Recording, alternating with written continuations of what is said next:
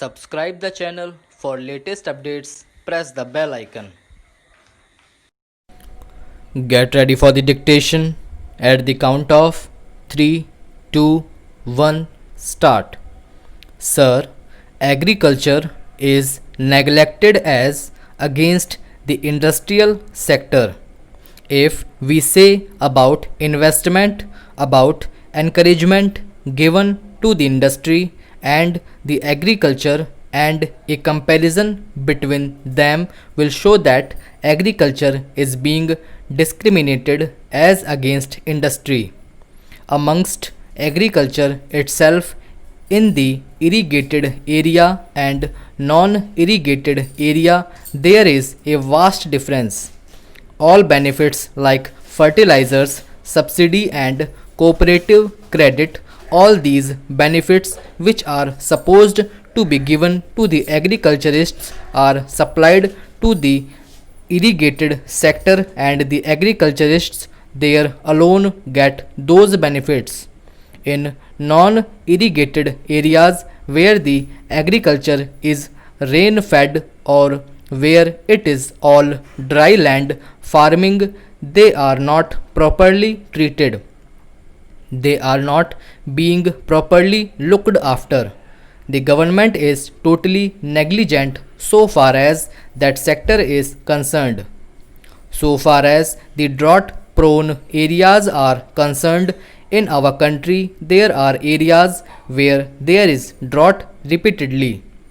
In some states they had drought once, twice, or even continuously for some years, and now in Maharashtra, Karnataka, and in some other parts of the country there has been drought repeatedly, no once or twice but continuously every year. But the government has not done anything what it should have done there. The government of Maharashtra has asked for rupees 150 crores. So far as the drinking water is concerned, assistance to the agriculturists is very meager and they are suffering because their crops have been lost. And the government has hardly given rupees 25 crores or rupees 30 crores, and because of this insufficient assistance, the work which has to be done to meet the scarcity condition in Maharashtra is not being done properly. I would urge upon the government that this should be looked into and permanent measures to remove these conditions in those drought prone areas should be taken. How those problems can be solved, how a particular investment has to be made, all these have to be looked into. Certain allocation has to be made because in those drought prone areas the allocation has to be made because in those drought prone areas the allocations are very scarce. This is not fair. Unemployment problem has been discussed at length here, so I will not say much about it. But the Honorable Prime Minister has said in his budget speech that computerization is going to help reduce unemployment. I myself do not understand this argument. I have discussed this matter with many of our friends. I urge upon the members of the ruling party and the government to explain this factor as to how it is that computerization is going to help reduce unemployment. It can be argued that we will produce more and so more people will be employed. Then there will be more production and jobs. Here I would like to point out that so far as production is concerned, the production is already in plenty. It is very good to give a clarion call to produce more. The Honorable Prime Minister is very much interested in more production.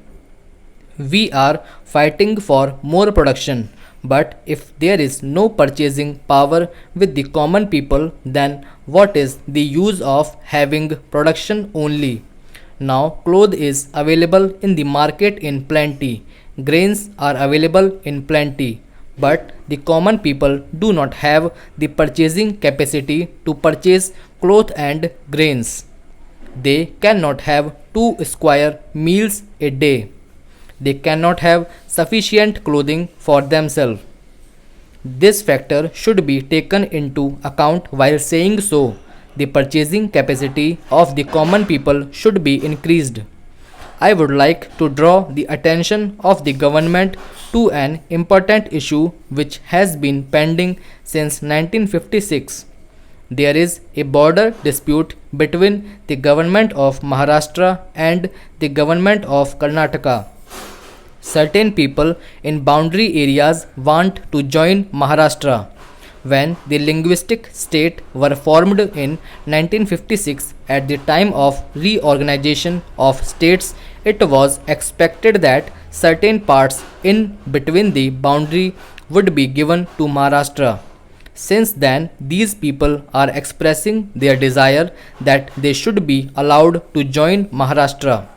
So far as democracy is concerned, in democracy, the will of the people is more important.